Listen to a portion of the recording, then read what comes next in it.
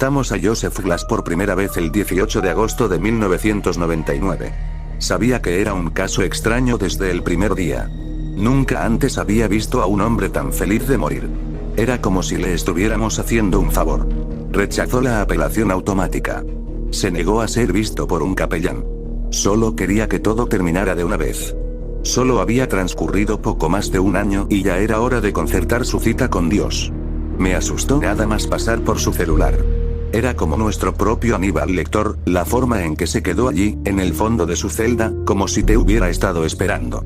Las luces siempre se apagaban en cualquier celda en la que se encontraba y el personal de mantenimiento se había cansado de arreglarlas. No es que a él pareciera importarle en lo más mínimo. La oscuridad pareció tragarse su mitad superior, y todo lo que pude ver fue el blanco de sus pequeños ojos como cuentas asomando entre todo ese negro. Billy tamborileó con su bastón contra los barrotes. «Arriba ya por ellos, vaquero», gritó en ese tono burlón. «Por fin ha llegado el momento de que pagues lo que debes, hijo de puta enfermo, porra». El alcaide Taz lo silenció con una palabra. «Si no puedes actuar como un profesional, tendrás que quedarte fuera de esto». Billy hizo una pausa, y se lamió los labios agrietados. «No», murmuró. «Este es un espectáculo que no me puedo perder». Glass parecía irritar a Billy más que cualquier prisionero anterior a él. Le gustaba que al menos fingieran sentir pena por lo que habían hecho, o actuar con miedo de lo que les esperaba. Este ni siquiera tuvo la decencia de derramar una lágrima. Tenía el rostro tan pétreo como el de una estatua, incluso mientras lo llevaban a la silla. A Billy le gustaba bromear a veces, diciendo que deberíamos llevar al tipo atrás con algunas baterías de auto y realmente infundirle temor de Dios, lograr que dejara ese acto estoico. Creo que solo estaba medio bromeando. Después de lo que este tipo les hizo a esas chicas, bueno, Billy tiene una hija, así que supongo que tocó una fibra sensible. Todos lo vimos freírse. El alcaide, sus hombres más cercanos. El hombre de rostro delgado que representaba al comisionado de prisiones. El médico de la prisión. Las familias de esas pobres niñas. No podría haber ido más según las reglas. La única rareza que noté en ese momento fue que el hedor a muerte nunca abandonó la ropa que había usado ese día. Y luego, a la mañana siguiente, llegamos al trabajo y vimos de nuevo el blanco de esos pequeños ojos brillantes mirándonos desde la oscuridad. «Buenos días, señores», dijo, como todas las mañanas, con esa vocecita aireada y ronca. Lo admito. Dejé caer todo lo que llevaba, tropecé hacia atrás y tartamudeé como un niño confundido. «¡Demonios!», casi grité. «Tú, no eres, se supone que debes ser, no sé a qué se refiere, señor». Se inclinó como si estuviera tratando de hacer un agujero en mi pecho. Su tono casi sonaba decepcionado. «Nunca viniste por mí. Me prometió que ayer sería el fin, señor, pero nunca vino. Esperé toda la noche. ¿Por qué me mentiste?» Taft y yo nos miramos. Ambos teníamos exactamente la misma pregunta en mente. Si Glass todavía estaba vivo, ¿a quién diablos llevamos a la morgue anoche? Jesucristo. Taft sintió arcadas cuando retiró la cubierta del cadáver y se alejó tambaleándose. «Es Billy». Miré. Sé que no debería haberlo hecho, pero no pude evitarlo. Y siempre estaré atormentado por la visión de mi amigo acostado boca arriba, con la boca abierta y los ojos nublados mirando al techo, bien abiertos como si hubiera pasado sus últimos momentos en un estado de terror. El público nunca se enteró de lo sucedido. La historia encubierta era que el pobre Billy había sufrido un paro cardíaco. Internamente, fue el escándalo que puso fin a todos los escándalos. El peor caso de incompetencia y negligencia de la historia, lo llamaron. Golpearon a cualquiera, incluso tangencialmente involucrado. Taft y yo estábamos fuera de control, y nos habrían procesado también, pero eso habría requerido admitir que alguna vez sucedió. Pero nunca pude entenderlo.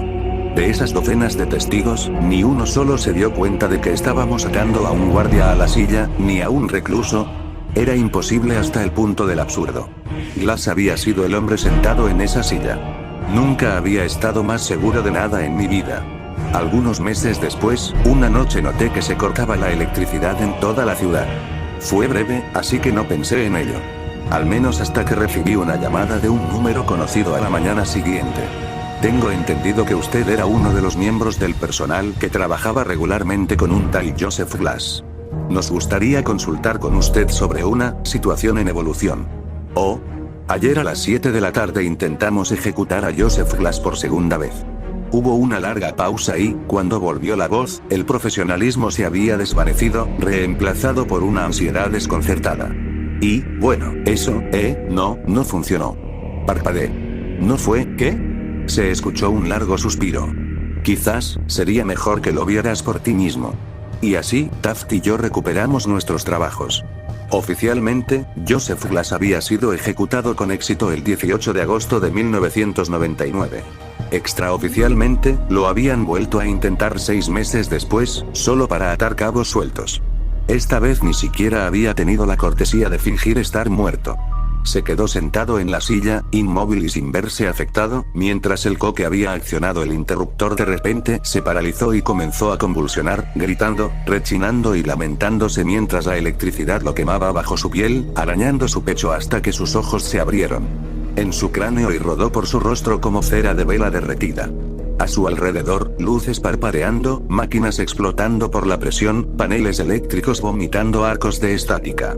Fue un desastre. Los federales estaban investigando este caso ahora, desde un departamento del que nunca había oído hablar. Algo sobre investigar la actividad sobrenatural. Me dijeron que Glass se negaba a hablar con nadie excepto con los oficiales al mando que alguna vez cuidaron de él.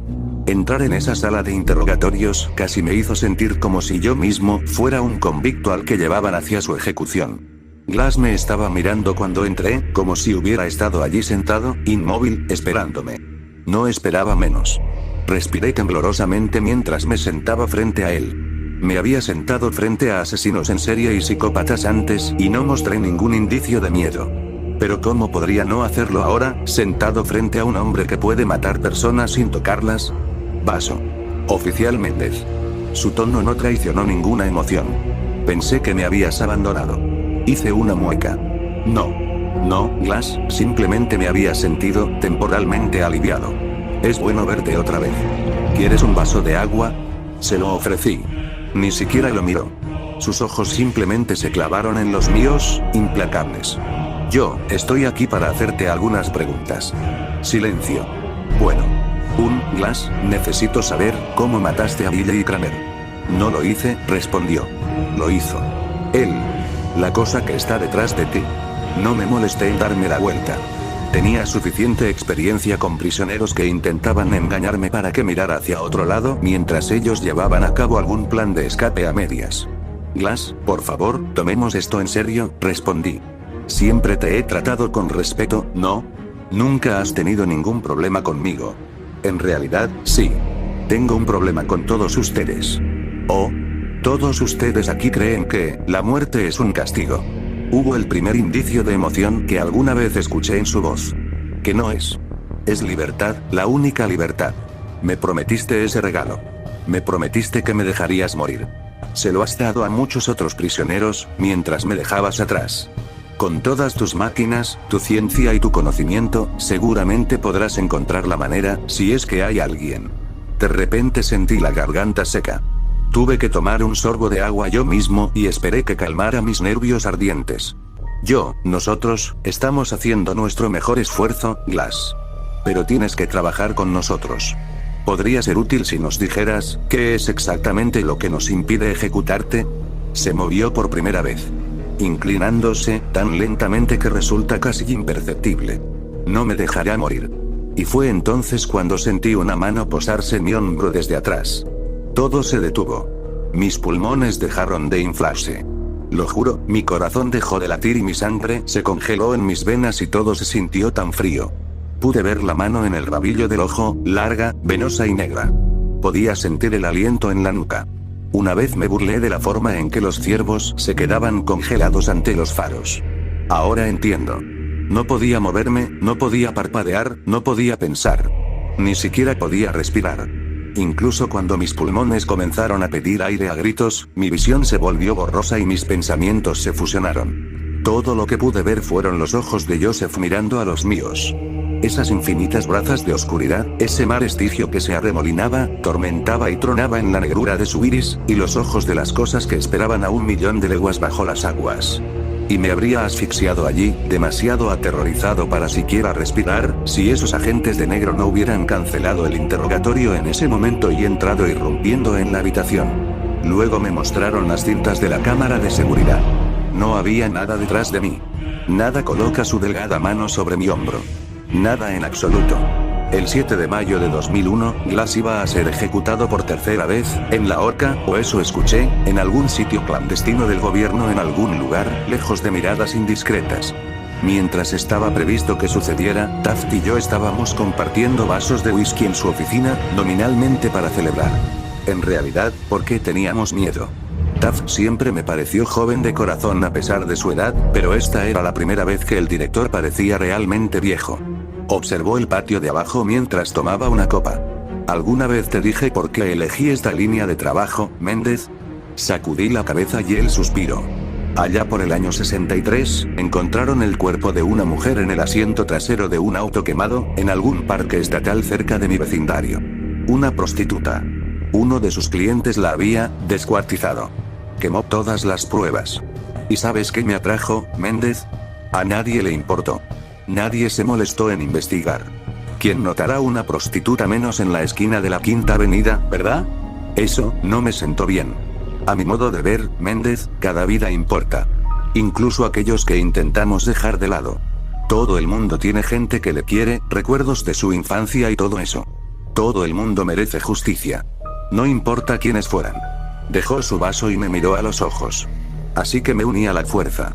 Se reabrió el caso. Encontré al chico. Y lo vi freírse. Y me gusta imaginar que ella también estaba allí mirando mientras él ardía. Hubo un momento tenso. Y luego una risa. Por supuesto, después de esa bala en la cadera en el 71, ya no podía seguir el ritmo. Pero he sido igual de feliz aquí. Ver cómo se hace justicia, me hace sentir como si hubiera algún tipo de orden kármico en el mundo. Las buenas y malas acciones se recompensan con la misma moneda.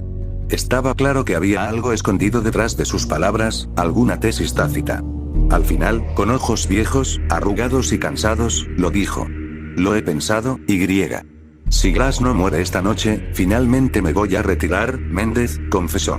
Después de lo que les hizo a esas chicas, ¿qué tipo de orden puede haber en un mundo, donde un monstruo como ese está simplemente, más allá de la justicia? Me quedé impactado. El alcaide Taft siempre me pareció una figura inmóvil. ¿Qué haríamos sin él? Morirá, señor, prometí. Funcionará esta vez. Tiene que. Pero parecía profundamente inseguro. Con un último trago estremecedor, se inclinó hacia adelante. Sus ojos. Se quedó mirando mi expresión, como si estuviera desesperado porque yo entendiera, que supiera. Esas cosas, en sus ojos. ¿No los has visto? Y en ese momento, levantaron a Taft de su silla. Fue tan repentino, tan inexplicable, que apenas pude registrar lo que estaba presenciando. Alguna fuerza invisible lo levantó a 2 o 3 pies del suelo, colgándolo allí. Se atragantó, tosió y farfulló, desesperado por respirar aire que no salía, y se arañó algo alrededor de su cuello que no podía ver. Estaba colgado, me di cuenta. Y con los ojos muy abiertos y horrorizados, igual que los de Billy, me suplicó ayuda en silencio. Salté de mi silla y rodeé sus piernas colgantes con mis brazos. Al principio traté de tirarlo al suelo, pero me di cuenta de que solo estaba apretando el lazo invisible alrededor de su cuello. Luego intenté levantarlo lo más alto que pude, lo que le dio algo de alivio, pero no mucho. Las lágrimas rodaron por su rostro mientras se hinchaba y se volvía azul, y aunque no podía ver la soga, podía ver la piel púrpura magullada donde se había apretado alrededor de su cuello. Mientras tanto, gritaba hasta dejarme ronco. ¡Ayuda! Alguien, por favor. Jesucristo, necesitamos ayuda aquí. Pero nadie vino. Y de repente, una fuerza invisible pareció arrastrar mis pies debajo de mí. Caí como un saco de ladrillos, pero me sobresalté tanto que mantuve el control sobre las piernas del alcaide. Me caí y lo arrastré hacia abajo conmigo, y su cuerpo de repente se sacudió con un crujido repugnante. Me tomó un tiempo reunir el coraje para mirarlo. Su cuello se había estirado demasiado y su cabeza estaba inclinada hacia un lado en un ángulo de casi 90 grados. Ojos muy abiertos, lengua redonda y hinchada colgando de labios secos. Y entonces, cualquier fuerza que lo había suspendido desapareció, y su cuerpo cayó sobre mí mientras yo gritaba y gritaba. Salí corriendo de su oficina y encontré a mis compañeros de trabajo charlando y trabajando casualmente afuera. De alguna manera, a pesar de todos mis gritos y súplicas mientras Taft agonizaba, ninguno de ellos había oído nada. Tomé una página de Taft. Quería salir. Estábamos lidiando con algo impío aquí, algo cuyos zarcillos podían alcanzar cualquier distancia, y mi vida, quién sabe, tal vez incluso mi alma, estaba en peligro. Pero los agentes con trajes elegantes dejaron una cosa clara. Si me negaba a cooperar, bueno, sería el chivo expiatorio perfecto para el asesinato del alcaide Taft. Me llevaron a la sala de interrogatorios, y encontré a un Joseph Glass que había abandonado toda pretensión de humanidad. Sus ojos se habían oscurecido a un negro puro. O tal vez no tenía ojos en absoluto, solo ventanas a algún lugar de oscuridad exterior. Estaba temblando como una hoja mientras me sentaba frente a él, sintiéndome más prisionera que él. Señor, vidrio, ninguna respuesta. Me estremecí, tratando de concentrarme en mi pequeño trozo de papel para distraerme de la negrura de sus ojos. Yo, tengo algunas preguntas que se supone que debo hacerte. ¿Está bien? Silencio. Respiro profundamente. ¿Cuántos años tienes, Glass? Pensé que era solo una de esas preguntas básicas. Iniciadores de conversación, de verdad. No podría haberme preparado para su respuesta. Soy viejo, niña. Su voz no se parecía en nada a la que recordaba. Era profundo, bajo y retumbante, como si hubiera varias personas hablando al unísono, y todas fueran igualmente antiguas. Más viejo de lo que podrías imaginar. Más antigua que esta nación, y más antigua incluso que el imperio que alguna vez la tuvo. Tuve que luchar contra el instinto animal básico de huir. Céntrate en las preguntas, pensé. ¿Por qué hiciste lo que les hiciste a esas chicas? Solo para poder sentir algo de nuevo, susurró. Cualquier cosa. ¿No sentiste la más mínima culpa? ¿Remordimiento? ¿Me preguntas eso, a mí? Yo, que he visto imperios surgir y caer. Casi parecía divertido. ¿El tiempo siente remordimientos? Porque el tiempo ha matado a muchos más que yo. Pero la humanidad es como la hidra. Todo lo que he matado será reemplazado, esencialmente, por ejemplares idénticos y en mayores cantidades. Y luego morirán y serán reemplazados. Y así el ciclo continuará para siempre. ¿Esperabas que me compadeciera de ellos por haberme dado la muerte que yo mismo anhelo? Solo los muertos tienen permiso para salir del ciclo. Es una bendición. Y de repente, se levantó de su silla, como si nunca lo hubieran sujetado en absoluto. Una bendición que me prometió, oficial Méndez. Lo miré con incredulidad. ¿Qué? ¿Cómo hiciste? Pero ni siquiera pude tartamudear una frase antes de que él estuviera encima de mí, arrastrándose sobre la mesa con la misteriosa gracia de una araña. Estos ya no eran los indicios imperceptibles de emociones que esperaba. Fue como si hubieran accionado un interruptor. Las lágrimas corrían por sus mejillas, gruñendo con genuina rabia, dolor y traición. Y bajo esos mares negros en sus ojos, todas las cosas que acechaban en las brazas de abajo estaban saliendo a la superficie. Me debes una muerte. Cumple tu palabra. Paga tu deuda. Grité y retrocedí ante cada toque con disgusto, pero él era más fuerte de lo que parecía. No pude escapar de su imposible agarre. No lo haré. Quítate de encima, bastardo enfermo. Hazlo. Págame lo que debes. Era como si 1000 voces diferentes gritaran en mi oído. Esforzándome y llorando, le rodeé el cuello con las manos y presioné los pulgares contra su garganta, intentando estrangularlo. Pero en cambio, podía sentir ese agarre en mi propio cuello, apretando la vida fuera de mí mientras mis pulmones ardían en busca de aire. Sin embargo, seguí presionando cada vez más fuerte, como si esperara poder romper de alguna manera cualquier fuerza impía que lo protegiera. Y entonces esas terribles manos volvieron a agarrarme por los hombros y quedé paralizado por un terror que solo podía llamarse antiguo y primitivo. Como si lo que estaba detrás de mí fuera la misma fuerza que había mantenido a mis antepasados aterrorizados en sus cuevas hace 100.000 años, y cada una de esas voces me clamaba a través de mi sangre. Y me sacó de mi silla, me arrojó como si no tuviera peso, y lo siguiente que supe fue que me estaba despertando en la enfermería. Una vez más, nada de esto quedó captado por la cámara de seguridad. En el metraje, simplemente entro a la habitación y me siento con movimientos extraños, casi robóticos. Y luego los dos nos quedamos ahí sentados, mirándonos fijamente, sin hablar, sin movernos, sin parpadear. Por 1 hora. Después de esto, Joseph Glass entró en un estado catatónico y desde entonces se negó a conversar incluso conmigo. Ahora que mi utilidad había terminado, los agentes me descartaron como si fuera basura de ayer. Ni siquiera parece importarles si se lo cuento a alguien. ¿Quién me creería? Pensé que había tenido suerte. Que mi pesadilla había terminado. No podría haber estado más equivocado. Busque en los registros públicos y no encontrará ni una sola mención del nombre Joseph Glass. Lo han escondido en ese sitio negro no registrado y han borrado cualquier otro rastro de él. Yo diría que no tenía personalidad, si es que alguna vez se le podía llamar persona. Pero todavía están probando todos los métodos de ejecución conocidos. No sé muy bien por qué. Quizás sea para investigación. Estoy seguro de que al ejército estadounidense le encantaría encontrar